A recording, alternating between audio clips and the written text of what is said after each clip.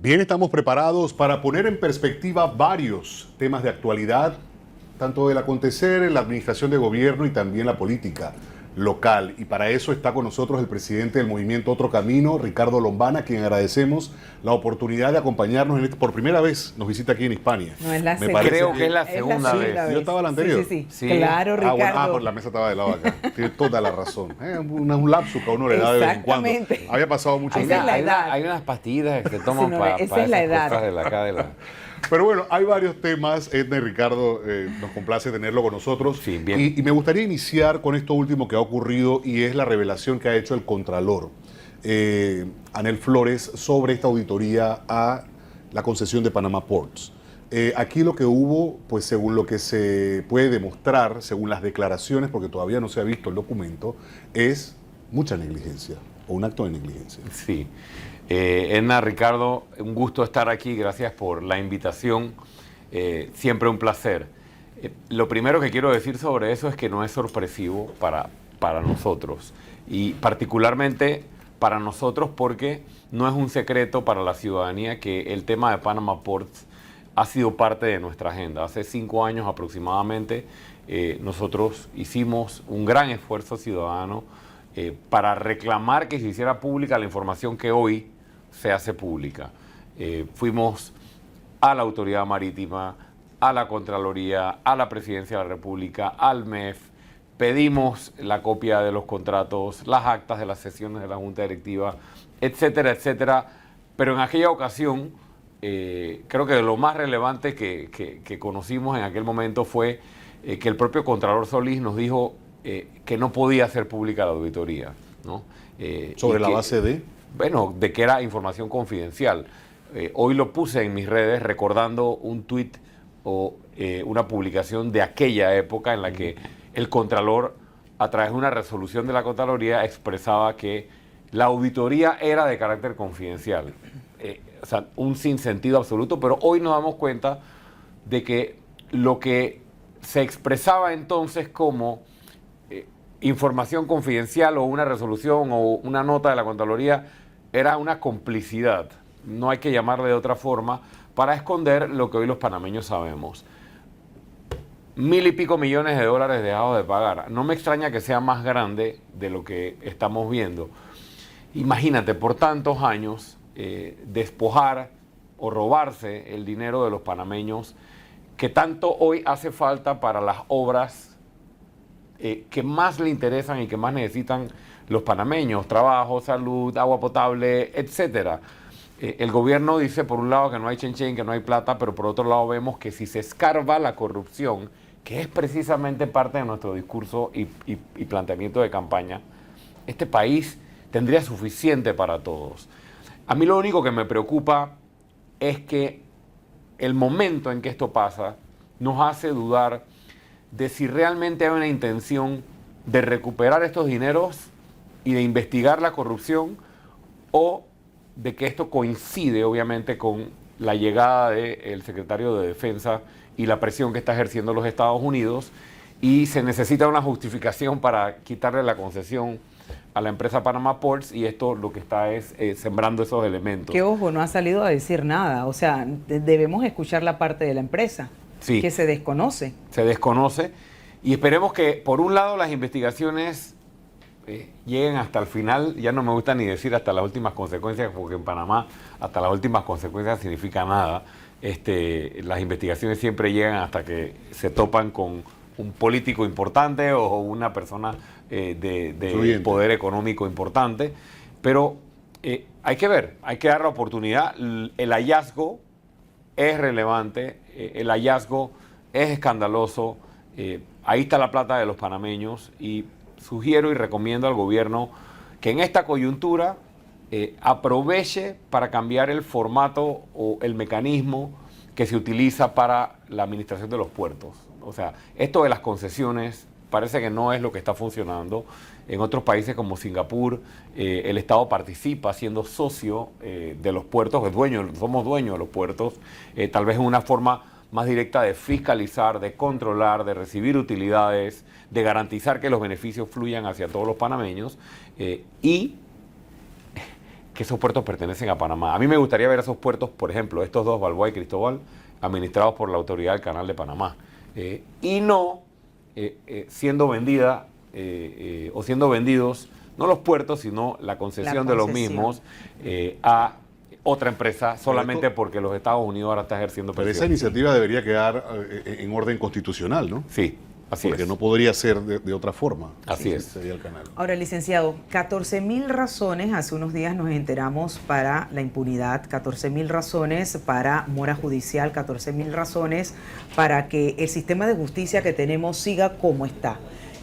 ¿Qué opina usted? ¿Por dónde empezar, Edna?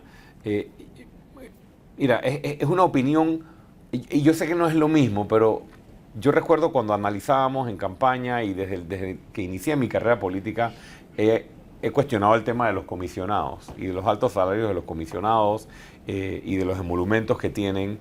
Y siempre yo digo, si en Panamá la criminalidad fuera cero, nadie cuestionaría el salario claro. de los comisionados.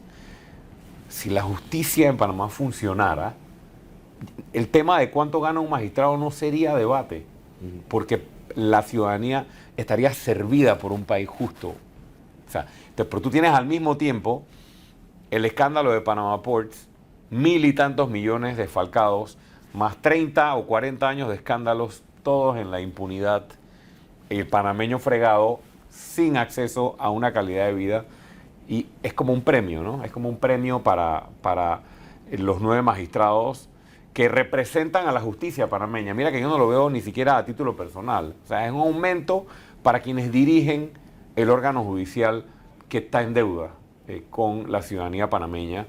¿Y en qué momento, no? O sea, a mí, que estoy en esto, me gusta siempre revisar los antecedentes. Esta es la misma Corte Suprema la que recibe el aumento hoy, que decidió que la candidatura del hoy presidente sí era legal, por la paz social, ¿no? Una candidatura que todos recordemos no fue electa por su partido y no contaba con un vicepresidente.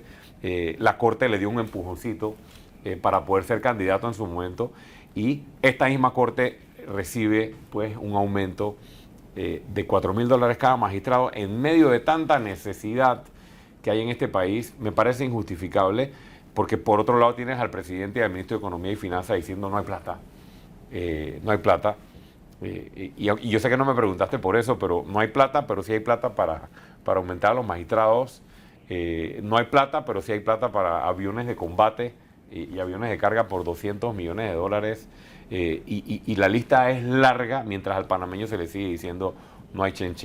Usted habló hace un momento de una suspicacia que podría generar el hecho de revelar esta auditoría a Panama Ports en un momento en el que hemos estado viendo el discurso de Estados Unidos, la presencia del secretario de Defensa y demás.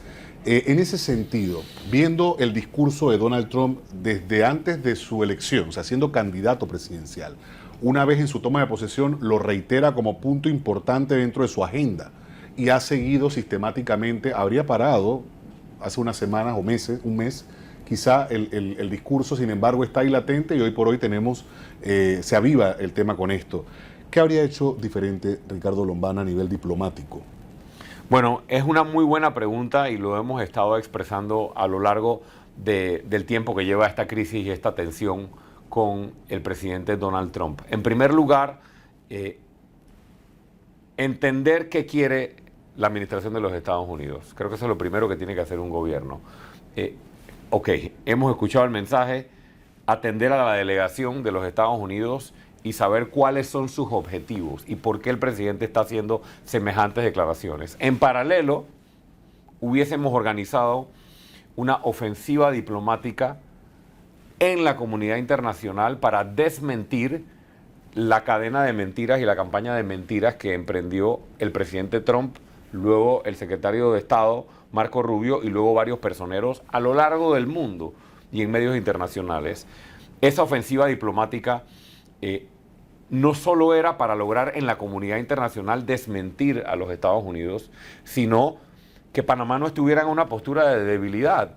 porque hemos aceptado prácticamente ante la comunidad internacional, porque no hemos hecho absolutamente nada, salvo un par de tweets del presidente o un par de comunicados muy tibios, hubiéramos crecido en una postura de negociación, nos hubiéramos acercado a México y a Canadá definitivamente, quienes manejaron con mucho mayor dignidad y con mucho mejor estrategia diplomática el garrote que les vino del presidente Trump.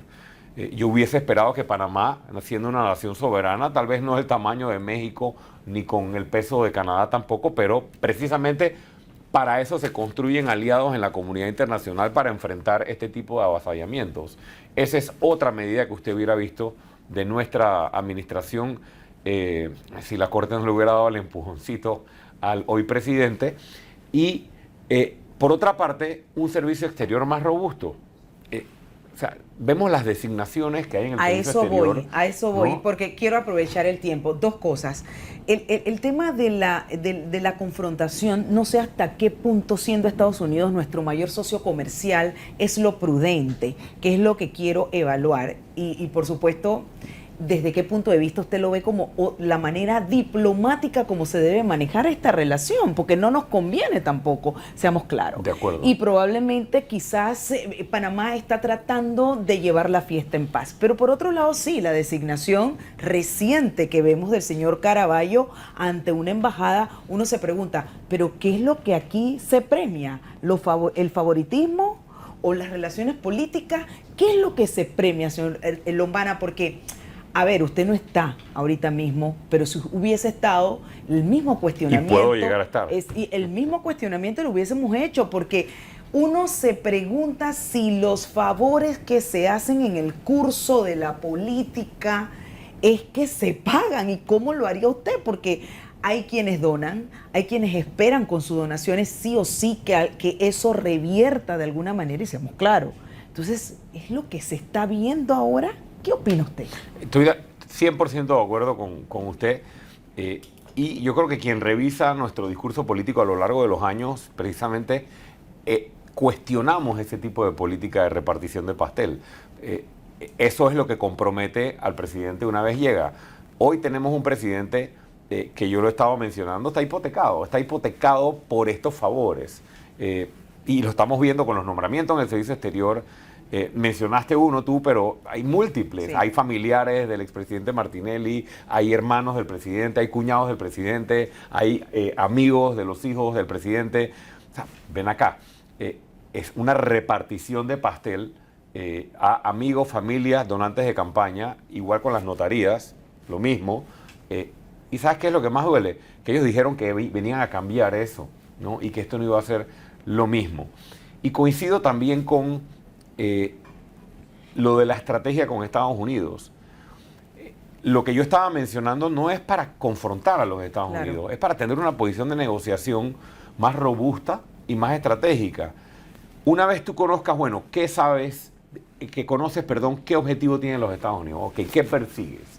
Entonces, el país soberano, Panamá, analiza qué es viable, qué no es viable, qué quieres negociar y qué no quieres negociar, y se entabla una negociación con los Estados Unidos que ha sido, es y debe seguir siendo nuestro principal socio estratégico. El problema es que no sabemos nada. No sabemos absolutamente nada, pero estamos viendo las cosas ocurrir frente a nuestros ojos. Supuestamente aquí no se acordó nada, pero hay presencia de unidades militares de los Estados Unidos en Panamá y lo estamos viendo. Recibimos a deportados de los Estados Unidos y nos enteramos por un medio internacional. Hay compromisos de mejorar o instalar infraestructuras en el Darién por parte de los Estados Unidos. Ayer vemos al secretario de Defensa desde el canal, con una bandera de los Estados Unidos atrás, mandar un mensaje que compromete absolutamente la neutralidad del canal. Y el silencio de la Cancillería y del presidente es escandaloso, me parece escandaloso.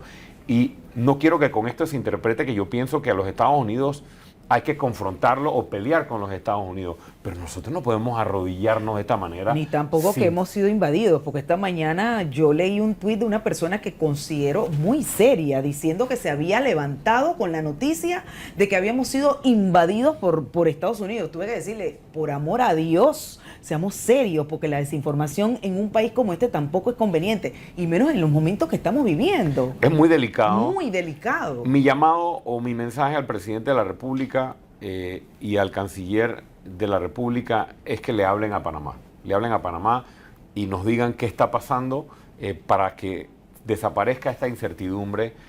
Y además me preocupa que los Estados Unidos nos esté haciendo o poniendo en el centro de una tensión comercial, económica y hasta militar entre las dos principales potencias del mundo, Estados Unidos y China.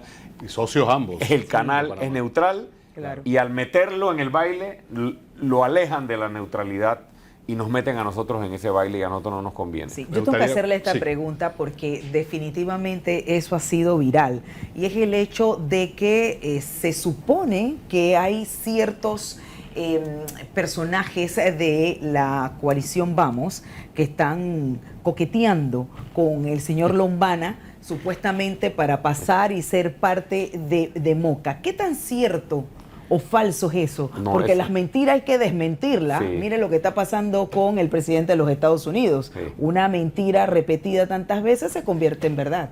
Sí, eso es verdad. Y digo, sobre todo si viene de la cuenta de Zulay. Lo dijo usted, no lo dije yo. No, eso ni siquiera pasa una prueba porque sabemos que es una máquina de reproducción de mentiras.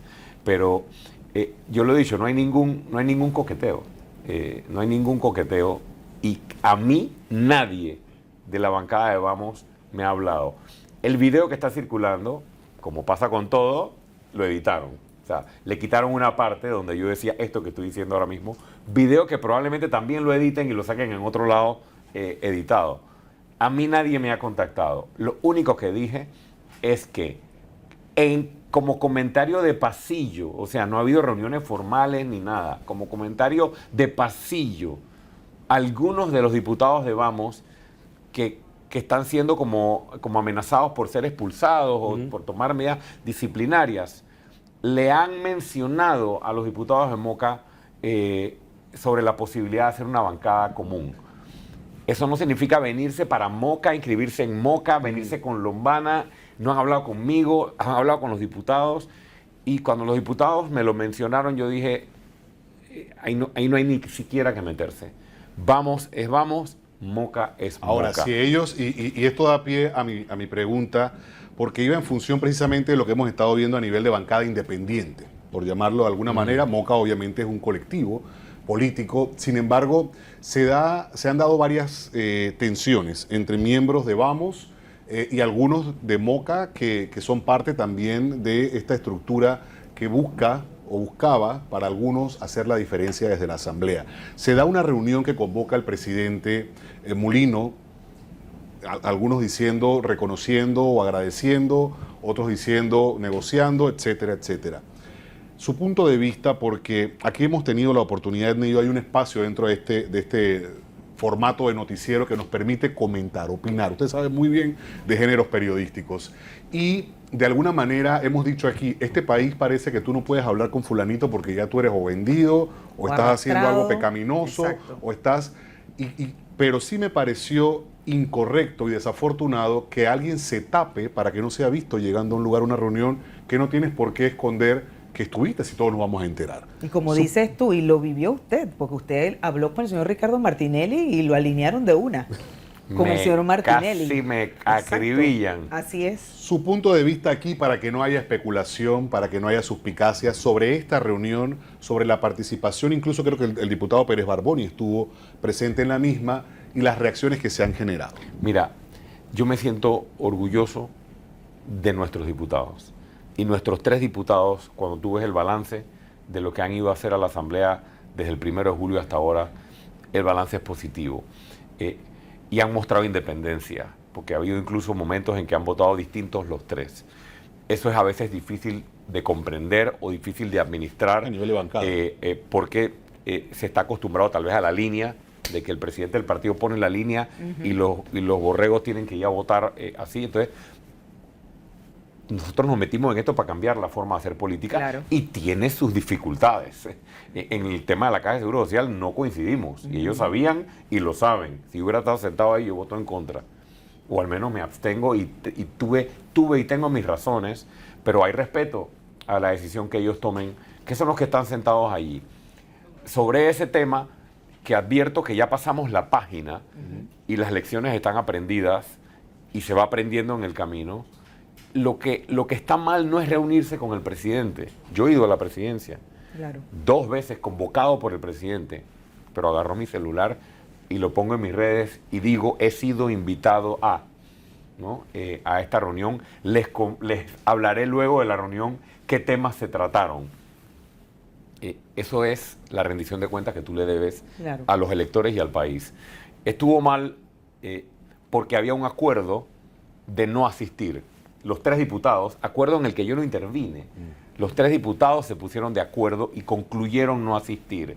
Tanto así que Ernesto de Cedeño adelantó en un programa dominical que no iba a ir ningún diputado, y yo también dije en mis redes, no, nadie de Moca estuvo ahí.